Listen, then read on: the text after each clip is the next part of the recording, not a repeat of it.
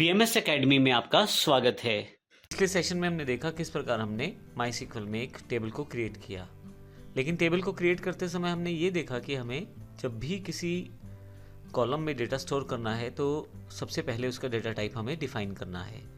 जैसे एग्जांपल में यहाँ पे जो क्रिएट टेबल स्टूडेंट है उसमें जो स्टूडेंट आईडी है वह इंटीजर डेटा टाइप का है, स्टूडेंट का जो नाम है varchar का, स्टूडेंट एड्रेस varchar का। अब एग्जैक्टली ये डेटा टाइप है क्या, हम इस सेशन में जानने वाले हैं कि एग्जैक्टली डेटा टाइप क्या है और हम इसको किस प्रकार से प्रयोग करें। अगर आप पहले से कोई लैंग्वेज कर चुके हैं तो आपको डेटा टाइप के बारे में जानकारी होगी कि डेटा टाइप असल में वो टाइप है जो आप डेटा स्टोर करते समय बताना चाहते हैं। सरल शब्दों में बताऊं तो जब भी आपको डेटा स्टोर करना है MySQL में या किसी अन्य लैंग्वेज में भी, तो पहले आपको ये बताना होता है कि डेटा किस प्रकार का है। क्या वह डेटा नंबर है, क्या वह अक्षर है, क्या वह डेसिमल पॉइंट है। तो अगर हम डेटा टाइप्स की बात करें तो यहाँ पे हमने एक एग्जांपल लिया है टेबल का, जिसमें स्टूडेंट आईडी एक हमने सबसे पहला कॉलम लिया है।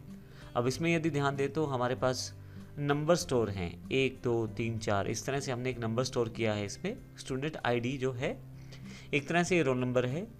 अब क्योंकि यहाँ नंबर स्टोर होने वाला है तो यहाँ मुझे न्यूमेरिकली कोई डेटा टाइप डिफाइन करनी पड़ेगी, क्योंकि मैं स्टूडेंट आईडी में नंबर स्टोर करने वाला हूँ। इसी तरह से स्टूडेंट नेम है।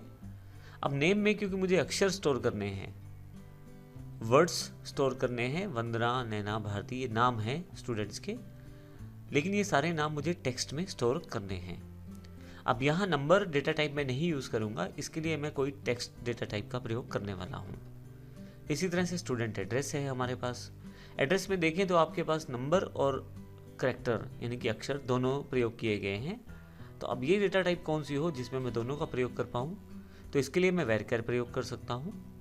इसी तरह से स्टूडेंट मार्क्स, स्टूडेंट जो मार्क्स हैं वो डेसिमल में दिए गए हैं, तो जब डेसिमल में कोई वैल्यू स्टोर करनी है तो उसके लिए भी MySQL में स्पेसिफिक डेटा टाइप्स हैं। तो इसका अर्थ ये हुआ जब भी हम कोई डेटा स्टोर करते हैं तो हमें पहले बताना पड़ेगा कि हम अपने डेटाबेस के किस टेबल की कौन सी फील्ड में किस प्रकार का डेटा स्टोर करने वाले हैं। तो इस तरह से हम डेटा टाइप्स को प्रयोग करेंगे। डेटा टाइप्स में अगर मैं बात करूं MySQL की, तो MySQL में मुख्यतः 4 तरह का डेटा टाइप आपके पास अवेलेबल है। सबसे पहले इंटीजर, दूसरे नंबर पे है डेसिमल डेटा टाइप, तीसरे पे स्ट्रिंग और फोर्थ पे date and time data type. Integer का अर्थ है न्यूमेरिक डेटा टाइप, नंबर्स, जिसमें आप अपना कोई भी नंबर स्टोर कर पाएंगे। सेकंड नंबर पर डेसिमल है, जिसमें दशमलव के स्थान वाला कोई भी आप डेटा स्टोर करना चाहते हैं। तीसरा स्ट्रिंग है, जिसमें अक्षरों के साथ साथ आप नंबर भी स्टोर कर पाएंगे। और फोर्थ आपके पास डेट और टाइम का डेटा टाइप है, जिसमें आप किसी भी तरह के डेट को स्टोर करना चाहते हैं MySQL में तो उसको भी आप स्टोर कर पाएंगे। तो इस सेशन में हमने ये देखा कि मुख्यतः हमारे पास 4 तरह का डेटा टाइप्स है MySQL में। अगले सेशन में हम बारी बारी से इन सभी डेटा टाइप्स को देखेंगे कि किस प्रकार से इनका प्रयोग MySQL में किया जा सकता है। धन्यवाद।